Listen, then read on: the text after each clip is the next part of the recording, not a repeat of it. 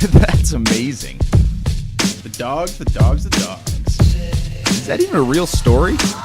That's a fact. This is complete nonsense, Greg. Read a book. I guess you are kind of artistic. Incredible. What are you even talking about, man?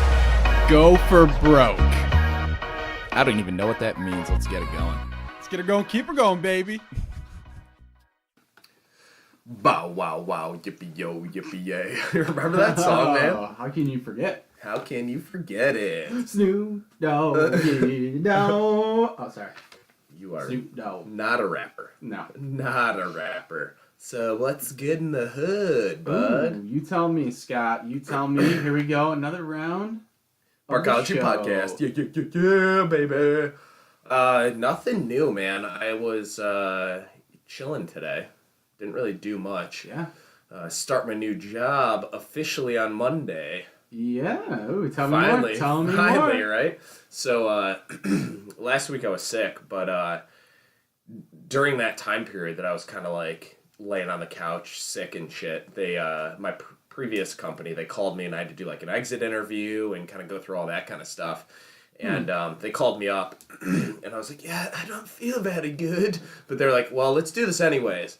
And we just kind of went through, how the transition's going to be, when my last paycheck's going to come in, they have to come collect my computer and my iPad and all that shit. And then they were basically like, well, if you didn't think about this, you no longer have health insurance, blah, blah, blah, for like the time being. And I'm like, well, good thing I picked up all my prescriptions and filled up my car full of gas and my gas card immediately right now. And, I kind of planned it out. Just got it all out of the way. Yeah, just in case, but... Monday I start the new position, but it's basically going to be like a couple weeks of home study. Mm-hmm. So I'm going to be sitting at home some more, but a lot of reading, a lot of, that kind of stuff. And then I head down to Dallas. So I was just in San Antonio and now I'm going to go back down to Dallas. For some reason, Texas is the hot spot to be. Say hi to my cuz when you're down there. Your cuz? Where's he live? Dallas is a pretty big city, man. He's out there. I don't know. Dallas, probably. Well, the last time we were in Dallas was during college together, right? Oh, yeah. For spring break. Spring break. Not how you might think it sounds. Like we weren't just partying down there. We were trying to. But we both played lacrosse in college and would take a spring break lacrosse trip. So while everyone else was partying during their spring break, we were playing lacrosse in extremely hot weather, dying and trying to basically survive. But yeah, it's a pretty good time. But yeah, it was fun. Dallas is cool, though. We'd always go to Fogo de Chao for our team dinner. Oh, yeah. Brazilian steakhouse. Some meat. Yeah, which was probably not the best thing to do before a game because you get a bunch of egotistical, 19, 20-year-olds, and they give you a card that's a green light, red light. As in, green light, bring me more food. Red light, meat. Yeah, more meat. Red light, don't bring me anything. And you got a bunch of assholes that are 19. They're like, more! Give me more! As much as you can. Dragging ass the next the day next of the game game. was just not good. Half the team's ripping dumps at halftime. The funny part is we come from Western New York and we go down to Dallas and we're like super pumped up to be in warm weather and it snows both years that we go there. Mm-hmm. How does that even happen? I know. It's ridiculous. And I've told this story a bunch of times. I'm going to make it the G version. But we won a couple games down there against, and it's interesting because the teams we play down there are not actually from Texas. They're other Northeast teams that travel down there. That's the best part. Yeah, you just play teams in Texas. Could drive like 3 hours to play the team that we ended up scrimmaging and playing, but no, we all fly down to Dallas to play. Mm-hmm. Apparently, they're trying to promote the sport down there, so they give us like a discount or like pay for something. Yeah. Give us some money to come down, so we just get a bunch of Northeastern teams to come down to Dallas and play, which is pretty hilarious. But hey, it worked out. It was Dallas, fun. Yeah, I had fun. So what I was gonna say is, after we won 2 games in a row, I remember this. The night before we had to fly out at like 6 the next day, a handful of us, we were chasing some of the tail, they say, down in Texas. Mom, if you're listening to this story, I was not involved in this. I'm giving the G version. I'm giving the G version. Okay, good. But we ended up meeting up with some very nice ladies at Southern Methodist University, which is about a half an hour from where we're staying. Long story short, we were there for several hours, and it was probably like 3 in the morning, and we decided to call an Uber. And I don't even think that there were Ubers then. It was probably a cab, yeah. I remember you showing up. Yeah, we called a cab then, and we get outside, and there's like 4 inches of snow on the ground. And we're like, what the hell? We're in Texas. Like, blew our minds. You know, you go from a partying and drinking a little bit, and then you walk outside, and there's 4 inches of snow when you're in Dallas, Texas. Pretty weird. But we it took us like 3 hours to go a half an hour. And as we're pulling in, the rest of the team is like getting ready to leave to go to the airport. So we rush into our room. Our wake-up call is going off. The alarm's going off. Like, it was absolute panic mode. But it was hell of a day from there on. But the other cool thing that I was going to say is one of our teammates, his father, I'm not going to mention any names, but his father is one of the head construction contractors building the new Dallas stadium. Oh, yeah. The Dallas football stadium. So we got to do a tour of that. That was pretty awesome. That is. We actually saw it twice. Once when it was in construction and once when it was done, which is pretty cool. Get to see Tony Romo's locker, which I guess was, I don't know, pretty neat. Not many people can say they've done. I wiped my ball sack in his locker. Mm-hmm. He's a better announcer anyways. Yeah, I don't know if you were there. It might have been the year you graduated, but we went and we would always go drink at this little bar after hours when we should not have been drinking. Mm-hmm. But it was like a walking distance. And I climbed through the hotel window, so I don't have to go through... Hold your thought real quick. Yeah. So yeah, anyways, sorry about that. We got disconnected from the audio. Wanted to check in, but so we're going to this bar. It's like real British themed. Have a bunch of the like football or soccer team banners. Football. Hanging. Yeah. So I don't know.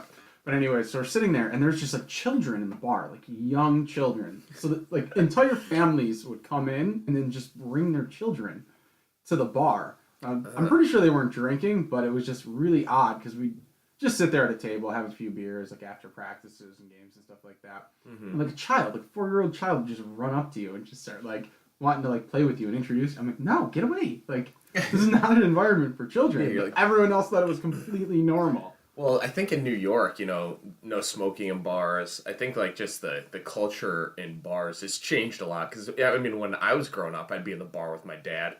Oh, you know, just like walking around, like fucking around. Me too, but that was at like noon. And that's acceptable. Yeah, that's normal. But then once it gets like 6 o'clock, yeah, oh good. Put your kid to bed. There's nothing that ruins good drinking other than a child. Slapping you in the balls on accident. No, whoa, what? I don't know. Just I pictured a little short child accidentally punching you in the balls. But that reminded me. The last plane I was on, fuck United. But sorry United, but you guys suck dicks. The last plane I was on, I was nervous to fucking take off. So I actually got the very first row. This plane's so small that there's no first class. It's just like just the class, all shittiest of class. But I was the very first seat. Ooh, fancy you. Well, yeah, fucking cheapest ticket you can get. But I was looking up, and this plane is so old. You know, they just refurbish these things and resell them, and you know wherever they go, they go. But this plane actually had signs in the very front that said, like, you can't throw lit cigarettes away in this trash can. Oh, yeah. Like, you know, not just a no smoking sign, but, like, at some point it was appropriate to be smoking on a plane and you could throw cigarettes away. Uh-huh. On this plane, they still had the sign that said, just don't throw them away in this trash can. Yeah. You know, I'm like, how old is this fucking plane? My favorite part is just like, yeah, let's just throw lit cigarettes out in a plane. Like, that's just like, who throws a cigarette out without, like, putting it out first? Some people are kind of crazy. How about? I don't know. But anyways, yeah, that's actually kind of terrifying. It's mind-blowing to actually think about, like, planes and how old some of them are.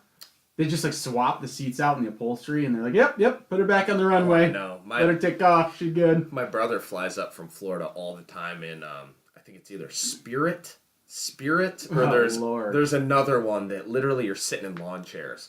I mean, you get in this plane, you're sitting in a fucking lawn chair, you're like, hey, can I get some water? They're like, well, I'll give you some piss warm water or you get nothing. You know, it's just good enough. The most terrible service ever. But my brother's like, hey, it's $100 ticket, man, round trip. I'm like, yikes. Well, $100 of your life, you know, pick one. We'll see. No, it's like, I doubt it's any safer than just flying any other mainstream airline.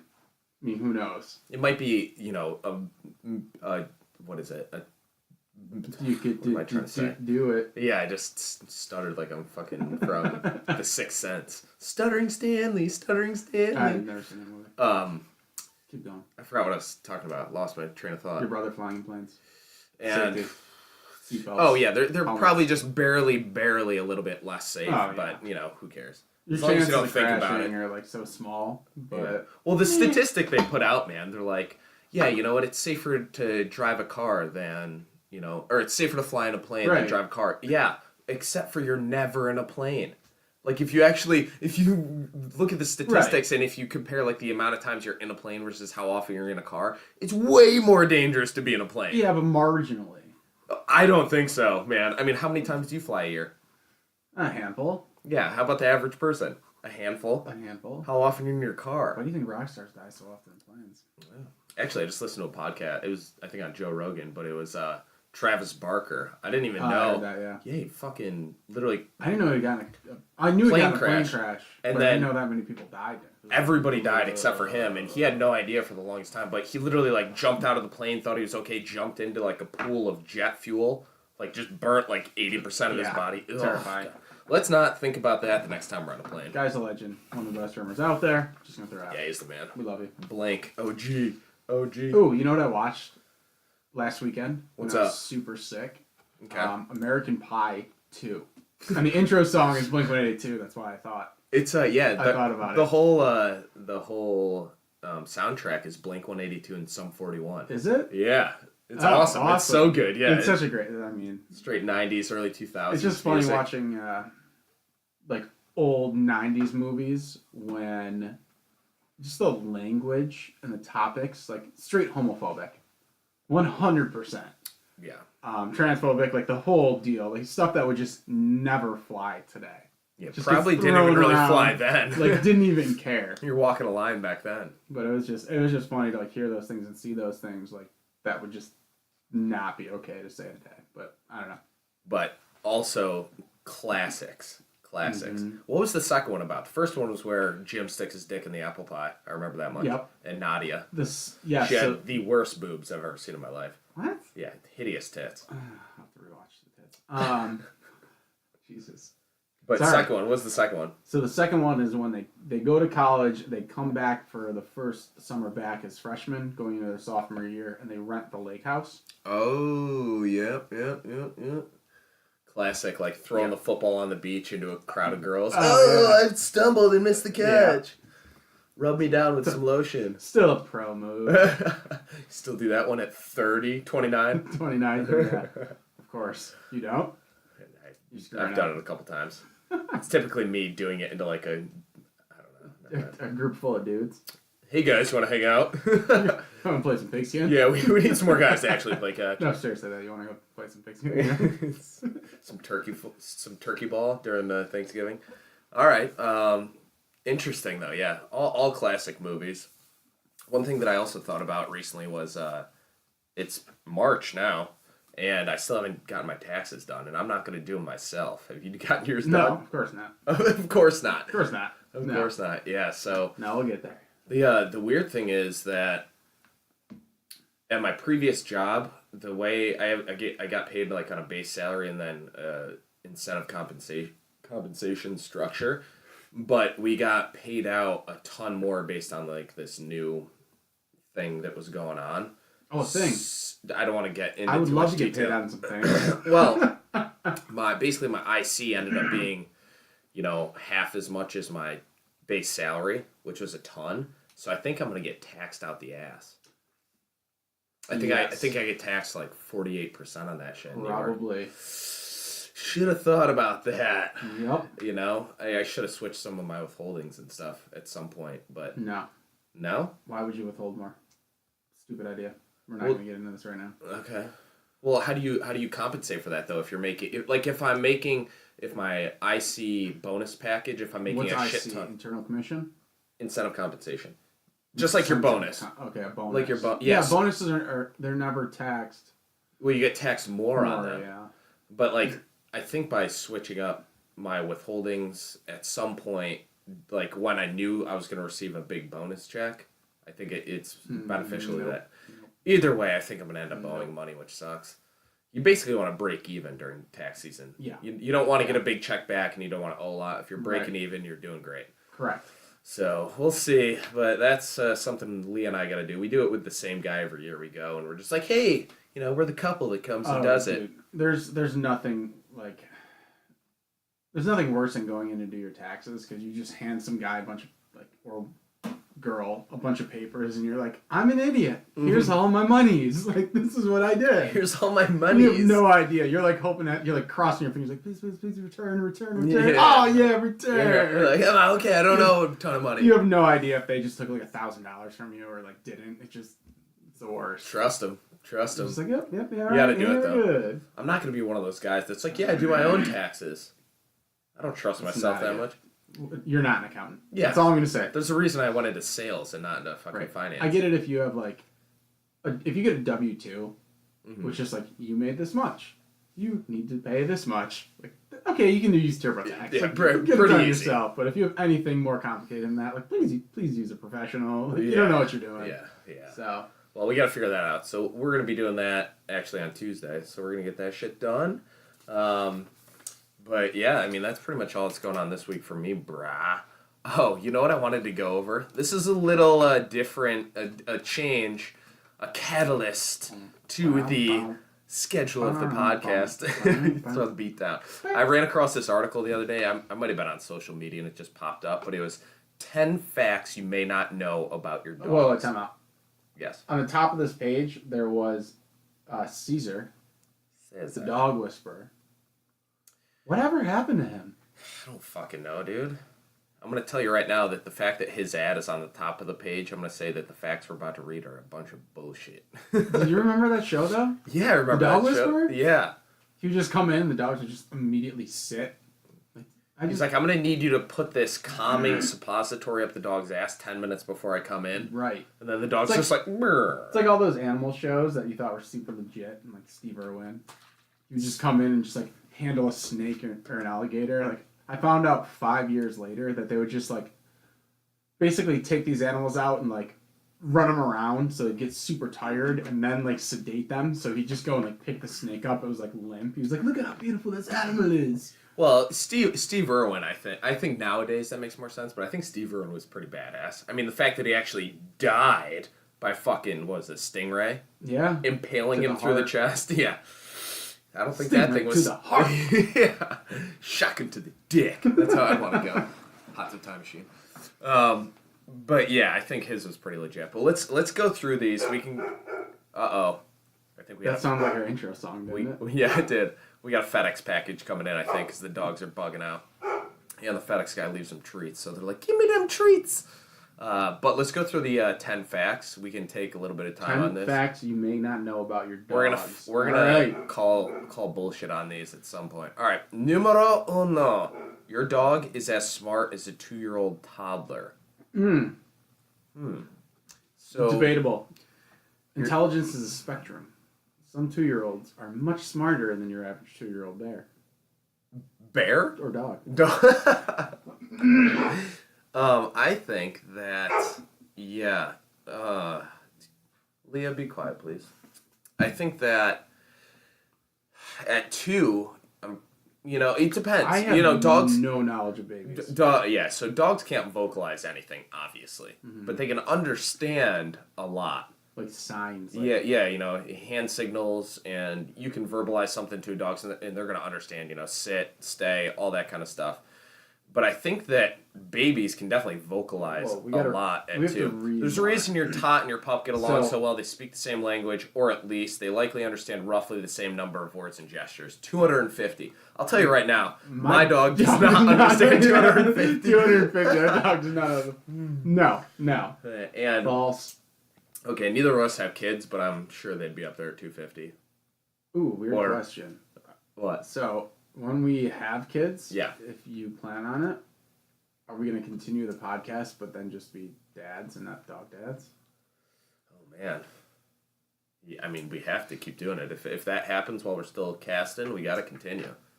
But okay. We'll see. I don't know if we can change dog dads. It's going to be dog dads, real dads. Real life, dog life. All right. Number 2, dogs and cats both slurp water the same way. Well, I don't know how cats slurp the water. I hate cats. Yeah, I fucking I'm hate just cats. gonna throw it out there. They're just they're terrifying, They're terrifying. and B, they're just killers. I have 3 things to say about this number 2. poop So in your dogs and cats both slurp water the same way. I saw a slow motion video where a dog slurps water out of its bowl and it curls its tongue under and kind of scoops it. That's what dogs do, don't Yeah, they? yeah, yeah. That's what I'm saying. And humans can't do that. So I don't know if cats do it the same way. But today I was moving furniture with a family friend, and we were moving some furniture down to the basement. And he had it was very neat. So as a cat owner, I'm assuming a lot of people do this. Cats are just fucking dirty, man. He had some plastic laid out. Burped. I know the dogs burp, man. They're like babies. They're like 2-year-old babies, man. But in the basement, he had this layer of plastic. He had 3 litter boxes laid out. But at the same time, even as neat as you are with the litter boxes on this plastic laid out, it's still fucking cat shitting in a box in your house. It's disgusting. It's gross, man, and it smells weird, so I'm not a cat guy either. No. But also when I was little, I used to have cats and dogs. I remember when I was 8, I had a bunch of chicken wing juice on my fingers. I was a little fat kid. I'm not fat anymore. Still is.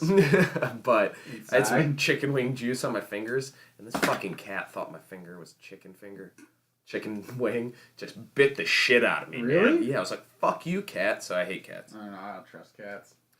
Yeah, they're suspicious. All right, moving on. Number 3, your dog does have a sense of time and misses you when you're gone. Truth.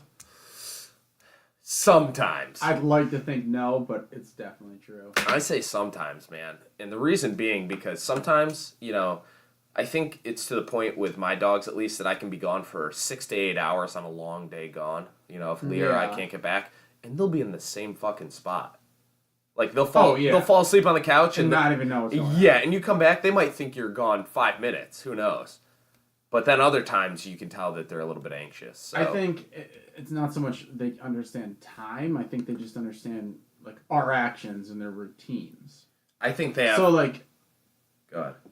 if they hear you and see you doing the same thing, they kind of understand oh, you're leaving, or they hear your car that you're coming in. My dog definitely knows when we're cooking dinner, or it's time to cook dinner, or even when you're getting ready to leave and bring the dog somewhere, he tells the difference between if you're leaving without him. Mm-hmm. They just kind of understand routines and patterns, not so much time. Yeah, I think their internal clock is what's very, very on point because I'm calling bullshit on they know time. I don't think they really know time, but I think their instinct, their internal clock. They're I wake up at this time because I've been in a routine. Right. I know when I'm gonna get fed. Circadian rhythms. Yeah. I know when I'm gonna get fed. I know when I should be let out. That kind of shit. They're definitely not oh, it's 1 p.m. It's almost time for me to They take a have no poop. fucking clue.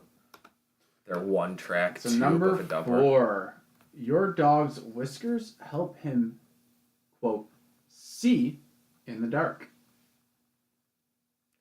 I'm calling bullshit. Wait, I've is seen this- my dog fall down the stairs in the dark so many times.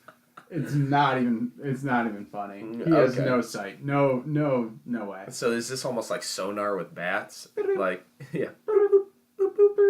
Yeah, I don't know. I've never heard that about dogs. I can fuck with my dog's whiskers like crazy and they don't care. So if they're super sensitive, I think they'd be, a little bit more aware about that.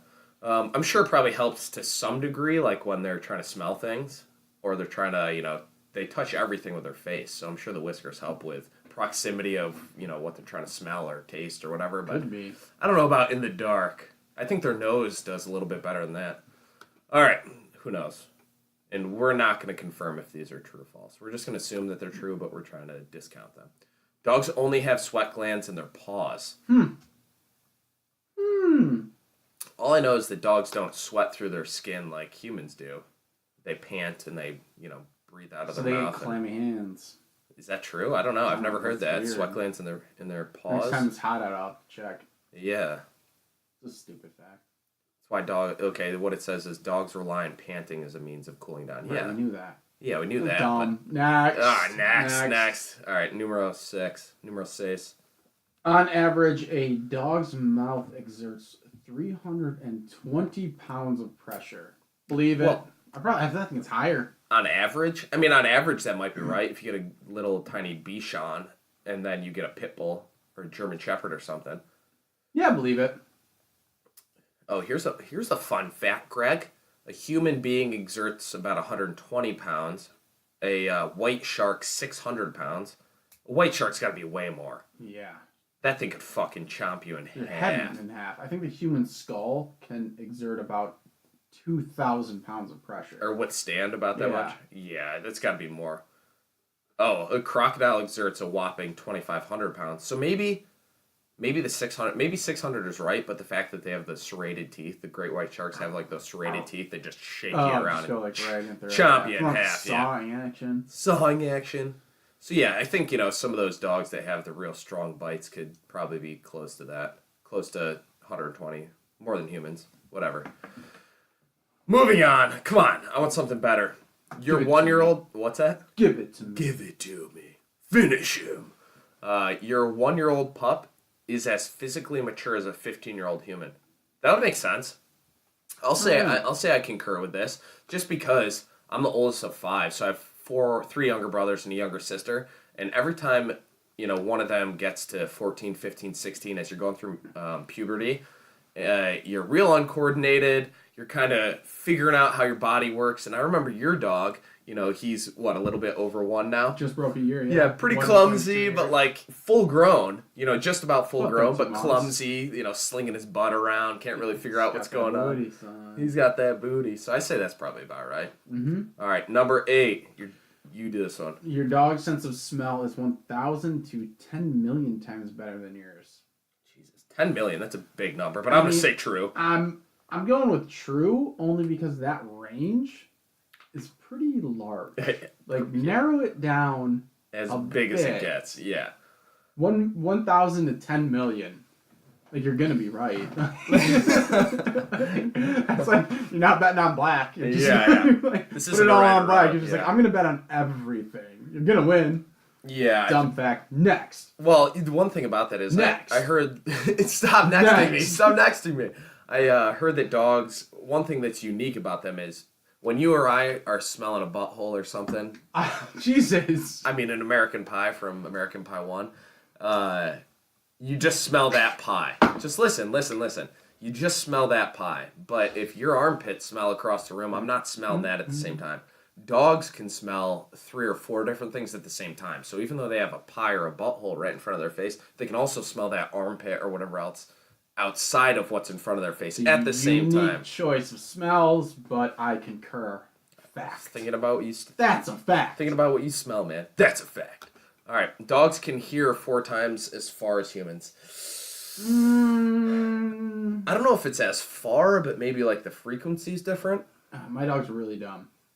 He can't hear anything. He's like, as far as instincts go, Nothing. 0 on this one. There'll be a squirrel or like a rabbit or anything, like maybe 20 yards. No, not even like 10 yards away. Mm-hmm. And I'm just looking at it, and he is oblivious.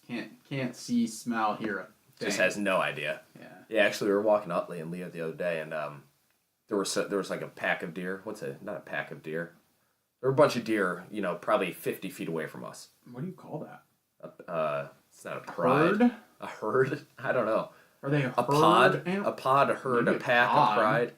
I don't know. Either way, there were like 7 deer, just 50 feet away from us. My one dog, Leah, knew immediately. Started smelling, like getting kind of like antsy. Wanted to go check it out. Utley, like Oliver, had no fucking clue.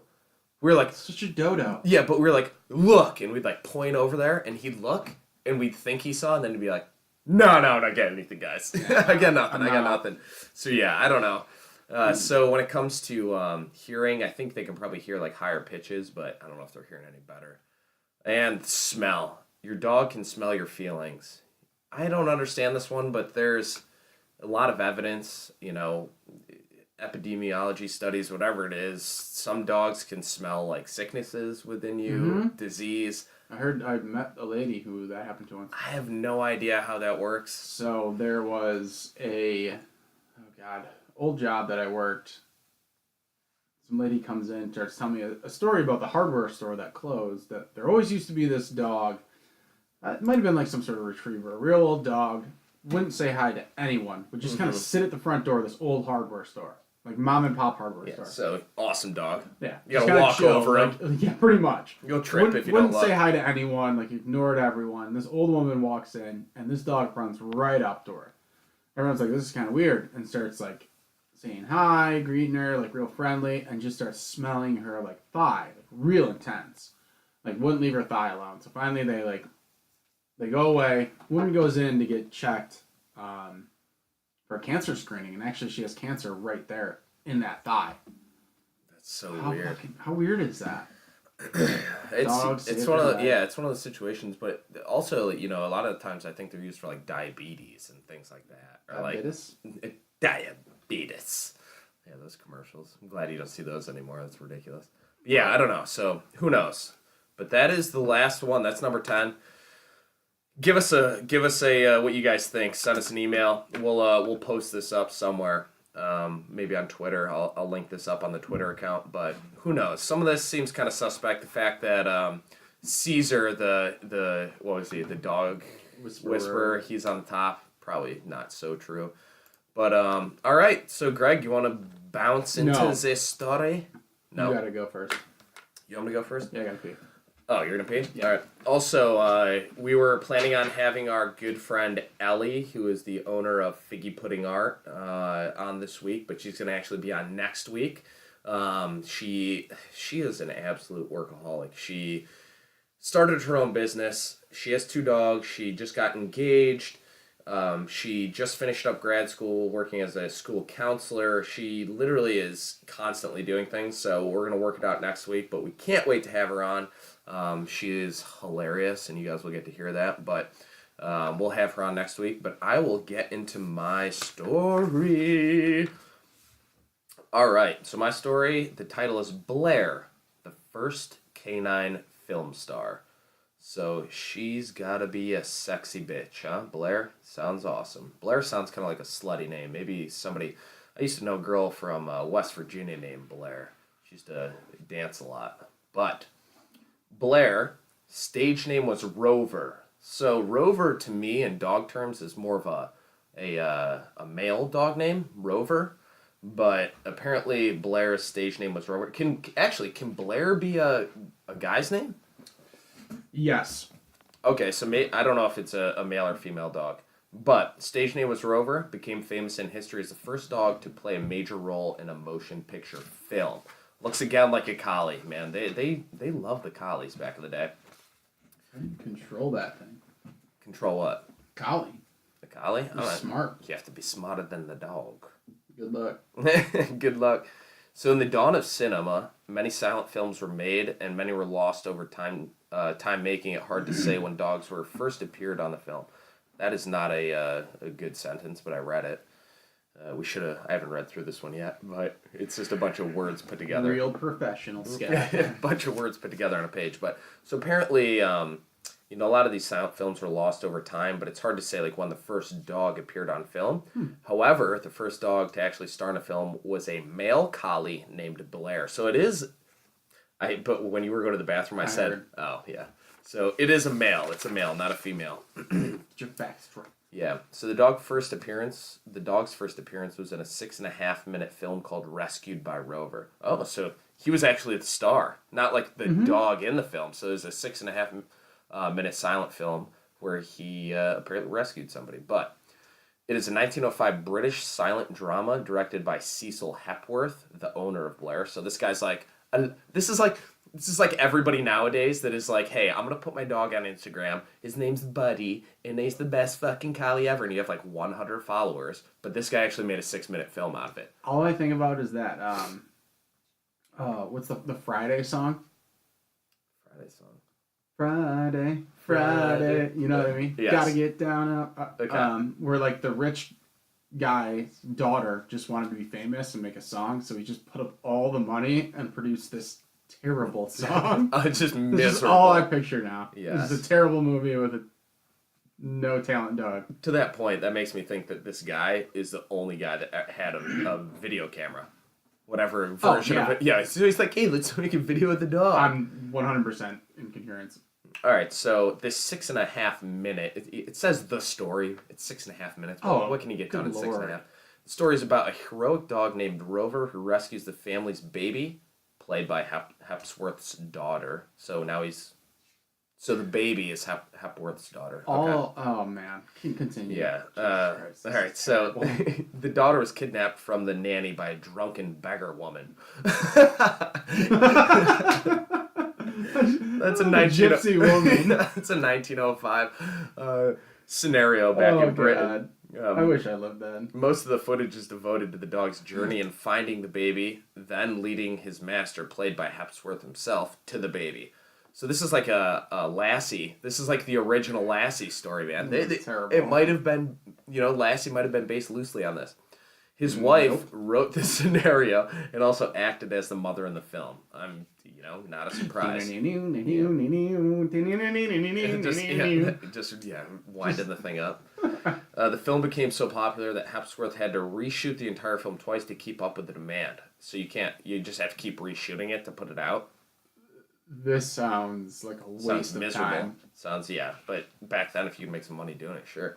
So many prints were sold that the negatives wore out, requiring the film to be reshot. So he would sell so many copies of the negatives that they'd just be worn down. That's pretty wild. Awful. It was after this film that the uncommon name of Rover became one of the most recognized names for dogs in the English-speaking world. It's kind of cool. I guess so. In 1908, so 3 years after that, a sequel was made called The Dog Outwits the Kidnapper. So I'm sure it's the same goddamn story, but they just renamed it. This time, what? No, I always wondered what it would be like to go back in time. If somehow you just got removed from your current position in life and thrown in the 1905, how much smarter you'd be. Oh, than these peasant than brain, people? deer brain people. Good Lord.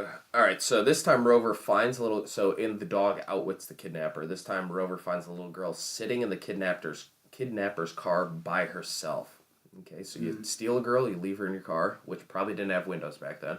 Dog jumps into the driver's seat, yep, no windows, and drives her back home to the safety of the mother's arms. Dog drove the car.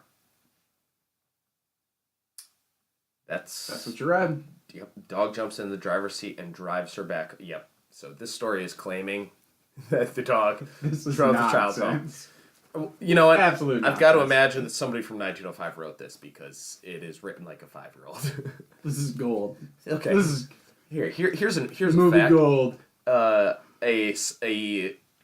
adult aged woman from 1905 has the same brain capacity as a 5-year-old today. Yeah, fact. Which is also equivalent to a 2-year-old and a dog. All right, so when Blair passed away, the film company put on a newsletter which announced that Hepworth Manufacturing Company has just suffered quite a severe loss in the death of their famous old dog Rover. This faithful animal had been Mr. Hepworth's constant companion even before the company had been founded and was the general pet of the studio in the Walton on the Thames. I don't know what that means. He was the first animal to play an independent part in a cinematographic film and was the hero of many pictures. Many others beside the Hepworth Company will deplore the death of this old favorite. And that is it, man. So, the dog just ended up dying of old age, pretty much. So what have we learned? Well, I just looked up, and there is a picture here. There's a picture of the dog driving a child in an old school car. Clearly staged. I mean, this is for the picture. The dog's actually not driving. I don't know, man. He might be. It looks pretty legit. It does look good, but I don't know how his feet would reach the pedals. Yeah, it was. This is also you're jeopardizing the safety of a child in this picture because if this dog is driving, there's no control. I don't know. That's all I got, man. This story. 1905, people. 1905. That's what happened in 1905. All right. This time today. Moving on, Greg. I hope your story is a little bit more realistic. Sorry to disappoint. No, much more realistic. Not so much of a story as just a unique facts about a pretty rare breed. All right. Named the Puffin Dog. The Puffin Dog? The Puffin Dog. Puffin? Could it be Puffin? No, it's Puffin. Okay, Puffin. Puffin. Puffin Dog. It's a unique breed with several unusual characteristics. The breed is famous in history for having been a great hunter of the Puffin Bird. Okay, well, Have you ever seen a Puffin Bird? I haven't. Want me to show you a picture? Yeah. Oh, it's the cutest bird ever. Yeah, it's really cute. It is It's got literally these, like, sad eyes and this kind of cute little beak, and it's like nice and round. It and kind of kinda looks like soft a looking. yeah. It looks like a very. It's like a bird you could potentially have as a pet. It kind of looks like a It's like a duck feet, but kind of looks like a Real miniature round. penguin, but with like a Yeah. tropical bird head. like a tropical penguin bird. Yeah, perfect. So the Norwegian Lundhound, meaning the puffin and hound dog. Yep, Lundhound. Lundhen. Lundhen, making this up, was bred to hunt and retrieve no other than, you guessed it, the Puffin Bird, a meat and feather crop of the people living on the northeastern coast of Norway. It is uncertain when the breed first appeared, but written references and drawings dated them back as far as the early 1500s. Shit, son. So they're old people. The Lundhound, I like saying that word, Lundhen. had to climb steep vertical cliffs and maneuver in tight crevices to get to the birds. Over time, the following characteristics evolved, allowing the Puffin Dog, the Lundhund, to perform his job like a pro. Okay. They have 6 toes on each foot. The dogs? Yeah. Shit. Okay. All fully formed, jointed, and muscled. I know that. So- Sorry to interrupt you. I know that a lot of cats have like 7 toes, and they're considered lucky. That's why they're creepy. Yeah. But That's no, why cats are think of creepy your dog's little dew claw, that thing on the inside that's like Yeah. that weird little dangly thing. So Yeah. this thing has this thing fully formed with like knuckles and muscles and everything, That's pretty dope. right? So that it can climb up through the rocks and the mountains to go get these puffin birds. Got a little extra grip. Mhm. And elongated foot pads. So its paws are just designed to climb rocks. That's pretty cool. Um, They're like Alex Honnold from Yep. that documentary Free Solo. His hands are like fucking catcher's mitts. yeah. They're all big and like formed and yeah, Exactly. wild. So, other than climbing, this also helped the dog to descend and break on steep cliffs and slippery rocks. The innermost toes also help the dog to get foothold when laying on his side, squeezing through tight tunnels. So this dog has basically been bred to just climb and be just absolutely like a goat. It's a goat dog. Oh, those goats that literally like live on the edge of the cliff until a gigantic eagle comes and swoops them down and drops them and then eats them. Oh yeah, Okay, cool. that's a terrifying video, but it's Yeah. pretty awesome. So they also have flexible necks that allow their head to bend backwards to touch their spine. Ugh, like Yep. Exorcist style. Look at, yeah, all the way back. So, So they can everyone out technically there see behind them. listening, turn your head back as far as you can. Now imagine seeing behind you. That's what this dog can do. But this basically allowed this dog to climb into tight spaces. Another really cool thing that they can do is they have super flexible shoulder joints that actually allows the dog to throw out its arm if it has to, which would help this dog hang on rocks when they lose footing. So you can picture your dog just hanging on a rock with like one arm. That's so it like dislocate its arm and like Yeah. just be like, I'm okay. Just Good hanging there. God. Right? So their ears could also close both forward and backwards. So you know how your dog perks its ears up or backwards? It could do that, but like Both fully, ways. both ways. Depending on like where it wants to hear, where it doesn't want to hear. Yeah. That's pretty wild. Could do this at will. This would help them keep their ears free of dirt and water, Mm-hmm. and allow them to flatten their ears against their head while going through narrow spaces. Okay. Okay, that makes sense. Mm-hmm. So you can still kind of hear with your ears like tucked. Oh, Utley. So sorry, Utley just disconnected the He came in- HDMI cable to the To the TV. that we, It's all that we good. like to watch. He's so. cute though. So these special characteristics attest to the ancient history of the breed, as these are primitive qualities that have been lost in the evolution of most other dog breeds. All right, so he's So- like, fuck evolution. I'm gonna keep this shit. Yeah, All right. I need this. I need this. So the Puffin Dog population began to decline when government taxes were levied on each dog and nets, and so also as nets were used as an alternative to catching the bird. So stop using dogs, started using nets to catch the birds. In the 1800s, the Puffin Bird became a protected species, clearly because the Lundhund was so effective. Okay. Destroyed the bird population. No, I have no idea. So after the bird became a protected species, nets were started to use. They no longer needed the dog, which is kind of sad. It's a pretty cool looking dog. Whatever. This caused their numbers to greatly decrease. In the 1940s, some dedicated Norwegians saved the breed from becoming extinct. Nice. Thank God for Norwegians. Yes, yeah. The Norwegian Lundhund came to the U.S. in the late 1980s and was officially recognized by the American Kennel Club in 2011.